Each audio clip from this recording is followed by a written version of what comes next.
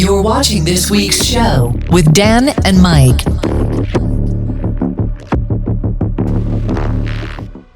This week's show podcast. We're doing something a bit different this week. We're adding to the brand. Yes, this is off of Slam Dunk's press area and talking to loads of people. One thing that we came away and we were chatting about on the way home when we were driving that long 4-hour journey back is that we've been a radio show, not a podcast, but a radio show for 18 plus years now. 18 and a bit. Yep. And I had hair. When we were only putting our old interviews out onto radio, we still kept everything that we did. So we I've got 18 years worth of full shows. Yeah, and not just the interviews. And I've got all of the back footage of everything as well. So we had obviously manager Heidi with us as well, and she was quite into this idea of us going back into our history. Yeah. So we let her go into the vault, as we call it, of the rock show. And she came out alive. She came out alive, and what was funny is the one that she actually chose for the start of From the Vault podcast interviews is one that has a little bit of an emotional story to it, because this man here had spent about a decade schmoozing and chatting to the right people, building his own career up. Building the show up. You've got to have the numbers, you've got to have the numbers, you've got to have the reach, you've got to have the reach. Okay, we're doing it, we're there, yes! Can I book an interview? Yes, you can. And who was it meant to be? Who were you meant to interview? The most iconic guitar player of my generation, Mr. Tom Morello of Rage Against the Machine. And so this was all set in stone. It was going to be in Bristol. Tom Morello was over as his own name rather than with Rage, supporting Muse on their stadium tour. Yeah. And I'm sat at home expecting a day off with my ex. We're literally... A day off? Sorry. That just... went in this way. It didn't sound right, but yeah, now that makes sense. Yeah, looking forward to just a day off. And then we're not going to go into the details of what, because it doesn't matter. But I got a phone call from Mr. Mike here, who was like... I can't do the Tom Morello interview. Basically, there was a family emergency, and family, with this show particularly, always comes first. I made them pay. Yeah. I had 2 hours, I think it was, to get from being in my PJs, sort of very much just having a day off, in Exeter to Bristol, which is about 2 hours in the day anyway. Yeah, going through the traffic, especially when there's a stadium gig happening there as well. And so, I kid you not, I am running across Bristol, unfolding my equipment as I go. Whereas I'm sat in a van, and it was definitely not suitable for radio, TV, broadcasting, anything, or other people to hear the things that were coming out of my mouth when I was going off to deal with family emergency. Yep. I was killing in the... And I kid you not, I got to the door of the stadium where all the press was waiting, and I had just managed to get my breathing under control with about a minute or so of being there, open the door and then get me to come in. Now the problem is when you spend all of the 2 hours that you have before an interview when you're suddenly expected to do it, because I was not going to let Mike down. We were not going to say no to doing an interview as a show. But I didn't do any prep whatsoever because I had no time to. I was driving up.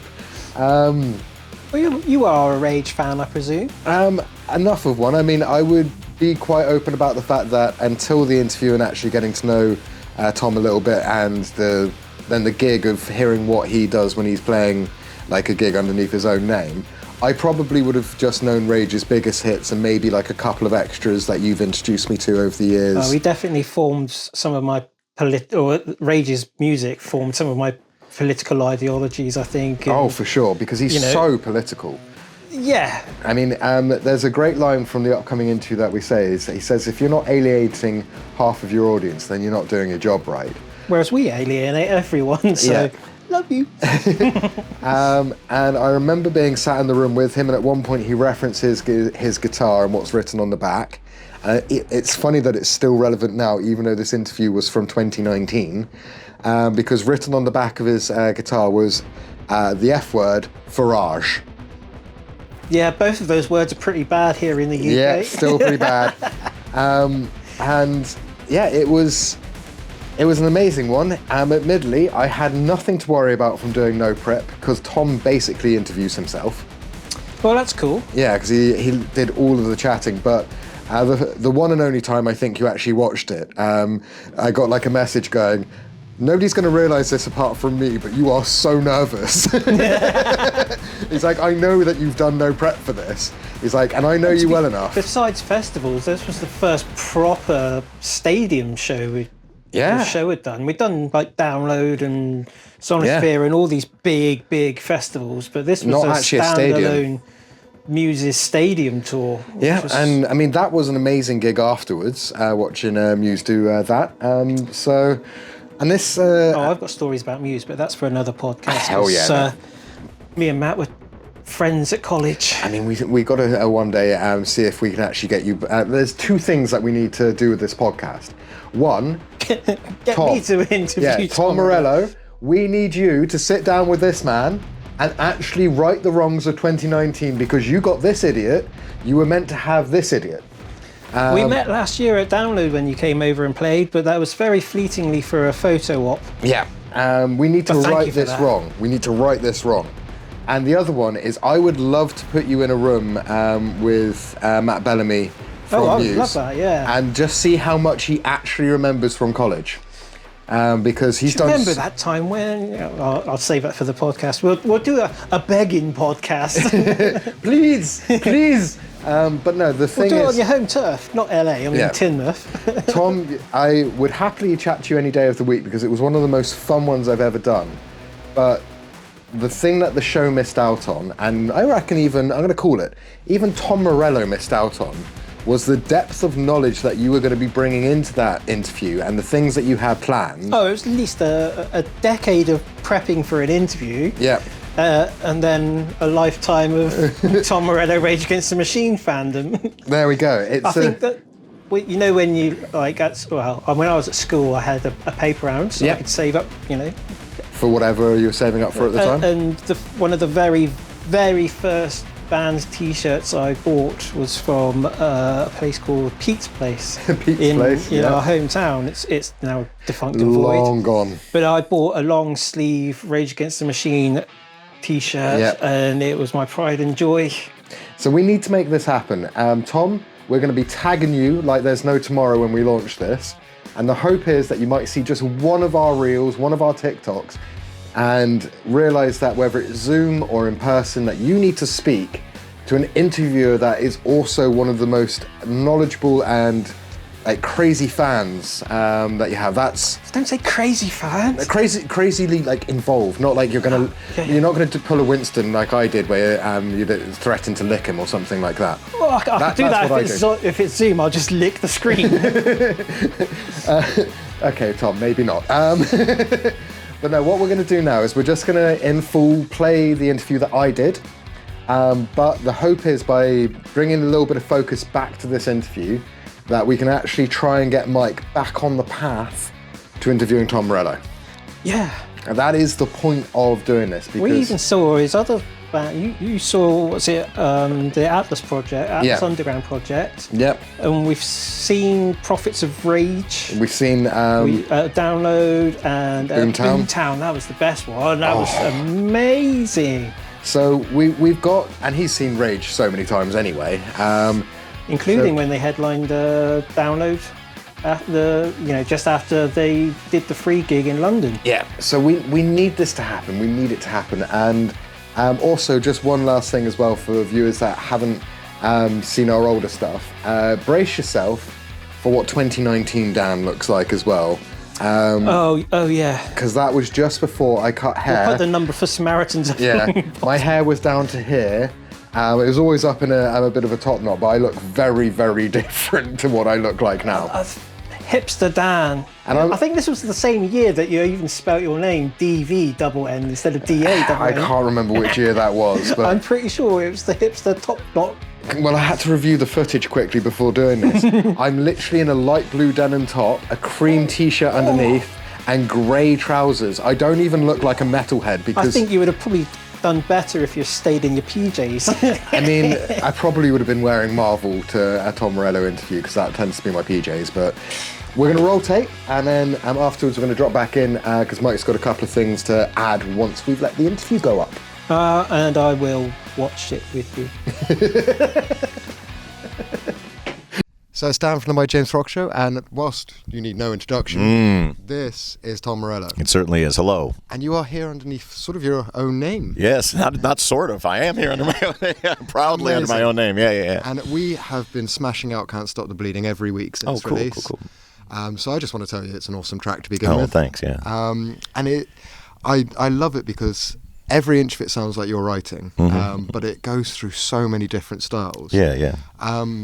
Fairly generic question. Was it just a chance for you to write what you wanted to write? Yeah, well, I mean, this entire project, the Atlas Underground project, has been a sonic conspiracy where, like bringing together like-minded musicians of different genres and trying to, forge a genre of music that seems fresh to me, combining sort of the Marshall stack power and riffage that I am known for with some huge bass drops. Yes. And so, Gary Clark Jr., I'm a huge fan of his, and we just spent about 3 hours jamming one night in my studio, and I took that 3 hours and I boiled it down to this 4-minute song with grammatic production. So it's been really fun to play too. Like, these songs are awesome. And opening up for Muse here, we're backstage at the Muse show.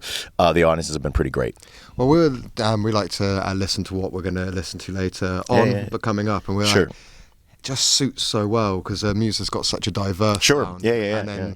So tonight's going to be quite exciting. I mean, has it been fun only being a two-band sort of setup with Muse? Yeah. Well, it's I've been a fan of theirs for a very, very long time, and they've opened up for Rage a few times in the past, so we have a long history. And the fact that in 2019 that there's a rock band like Muse with a electric guitar player playing stadiums, that is that in and of itself is we're very happy to see that. Yes. And with this record that I've made, it's really a hope of this record's kind of like a Trojan horse in a way to inflict my guitar vision on a new generation, by working with everybody from Marcus Mumford to Bass Nectar to Killer Mike and Big Boy to, from Steve Aoki to Fantagram, having this kind of sonic imprint of 2019, but with the unapologetic guitar playing that I've been doing for my entire career. I was going to say, because you can tell within the songs that there is still very much your writing style. Yeah.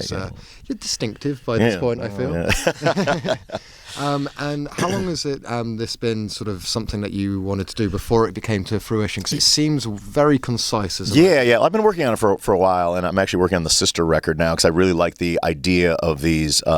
When you're in a band and it's great, it's because of the chemistry. And together you create something that you couldn't create alone. When you're a solo artist, when it's great, it's because of a purity of vision. I've tried to kind of have the best of both worlds on this record where I'm curating the record and it's my sort of, the sonic thrust of it is my idea, the lyrical thread that runs through it is my idea, but each of the individual songs is a collaborative effort. Okay. And so, when I sat down with Marcus or sat down with Gary Clark Jr., I didn't know what was going to come of that session, and it became something that I could not have done on my own, but yet it's under this kind of umbrella of a North Star that's guiding the whole thing. So it's been really fun.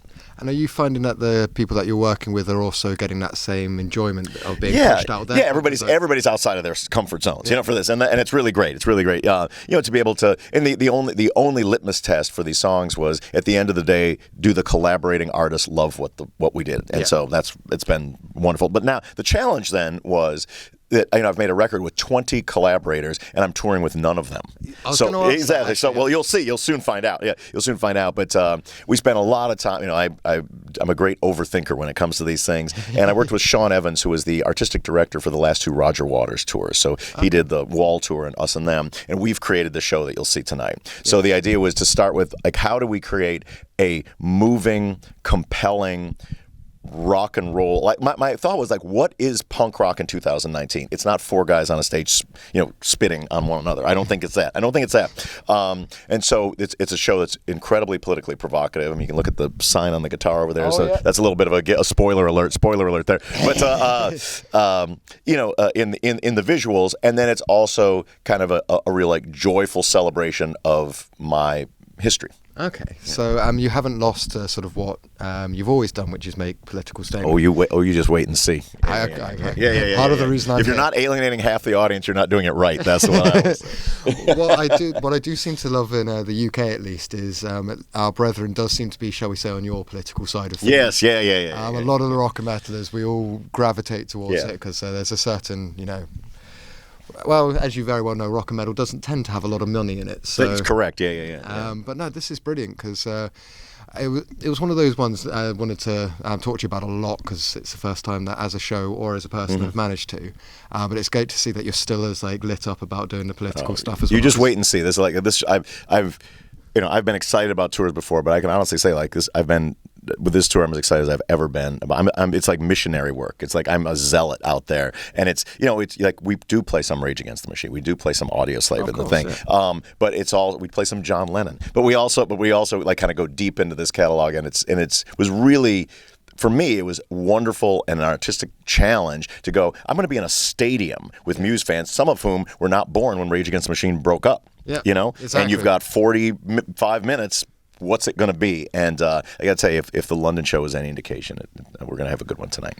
And has it been sort of refreshing for you being able to take yourself away from the slots which the previous bands got you to, like the headline ones, and get to more, as you say, the missionary where you're converting a crowd? Sure. Well, I've had a lot of experience. I've with Rage and Audio Slave, that's been the headline slots for a while. But I've done a lot. I've made 4 solo records of acoustic music. And playing open mic nights to playing small clubs. Like I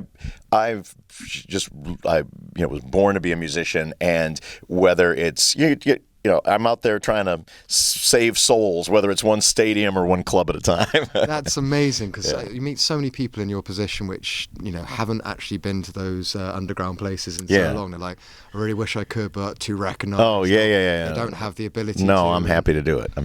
Fantastic. Well, I did promise you a short one because I understand you got quite a hectic it's coming up, and I'm worried that I could talk to you for hours, because it's just so much fun. But honestly, because we're an underground sort of independent radio show ourselves, I just want to thank you for taking the time to actually support us as much as us support you. Right on. My pleasure. Thank you so much. Thank you. Cheers.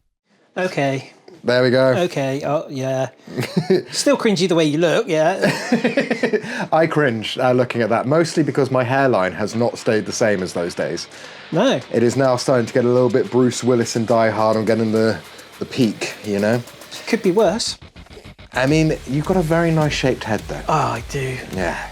But well done. That was, I enjoyed that. And like you said, Tom interviews himself pretty much. That is the type of person you want with zero prep. Because if I'd had to talk at length about any points myself, I probably would have really struggled. But he was so lovely, by the way, that not only did he do that, but he decided that he needed to take the selfie of the two of us together because he was like, well, I know how to take selfies. And it was like the cutest thing in the world. Like, I know how to take selfies.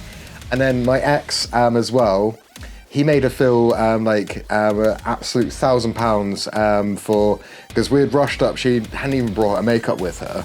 And he was like, no, he's like, you're beautiful. He's like, don't worry about not wearing makeup. He's such a lovely guy. So we need to get you, like I said before, we need to get you in a room with him or on Zoom. Either way, I'll still have my makeup on. But you told me something interesting that came off the back of this tour with Muse. Matt did. We mentioned earlier that I was at college with Matt Mr. Bellamy, and Dom for a little bit as well. That Matt purchased a guitar company. Yes. A few years back, called Manson's Guitars, which was based in Exeter, our hometown.